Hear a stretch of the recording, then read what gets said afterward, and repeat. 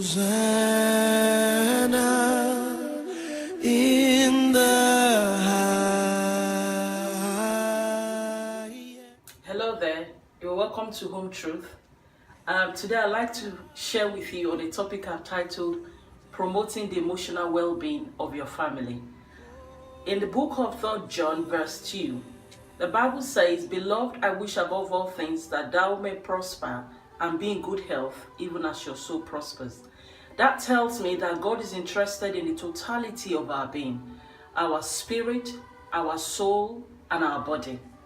And for us as individuals within our families to function to our full capacity, our emotional well-being is very vital and is very important.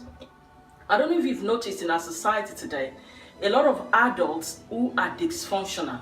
The reason why this is because a lot of these adults have gaps within their emotional well-being when they were children. No one made them feel valued. No one made them feel they're important. And as adults, even though they're as adults in their 30s and their 40s, they're still trying to be 12. They're trying to catch up with their childhood because something went missing. It's important as parents that our children are given to us as stewards. We are stewards of God, taking care of these children who don't belong to us. So it's very important that we raise these children in an awesome and in a healthy manner. And one of the ways we can do that is to make sure that we promote their emotional well-being. The same even with your spouse. You need to promote as adults our emotional well-being, help us to function effectively. If not, something is going to be missing. You ask me, how do I do this? As parents, it's important that you recognize the individuality and the uniqueness of each of your children. Peradventure, God has blessed you with 2, 3, 4, even 5. They're not going to be the same. They're going to be different in character. They're going to be different in their personalities. It's important how you raise them, how you bring them up. You need to avoid using derogatory words.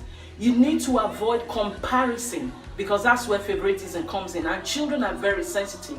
They look at all these things. How is mom, how is dad relating to my brother or my sister? Is it better than the way he's relating to me? You need to be fair with your children.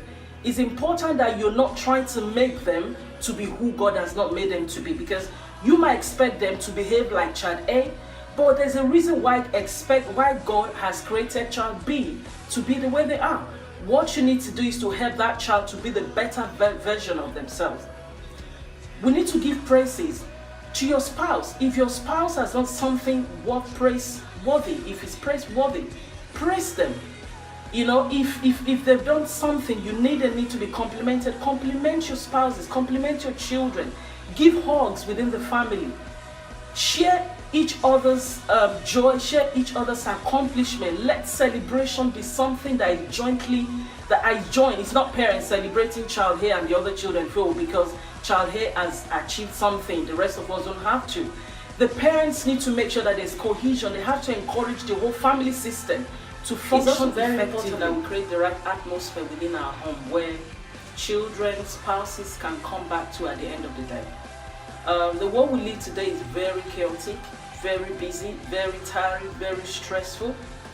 Your home should be a heaven where your spouse, your children, or other people living within your family will want to come to at the end of the day without thinking they are coming to a very stressful situation, because too much stress within and without is not good for your emotional well-being or the emotional well-being of your family. And one of the ways you can create the right atmosphere as parents especially is to avoid tension within your family. If there's a disagreement between you and your spouse, it's important that is discussed away from your children. It's discussed away from the vicinity where they can hear you or they can see you. Because whether we like it or not, it impacts on their emotional well-being. It's my prayer for you today watching me that your home will be a haven where you'll be whole, you'll be healthy, you'll be awesome in every aspect.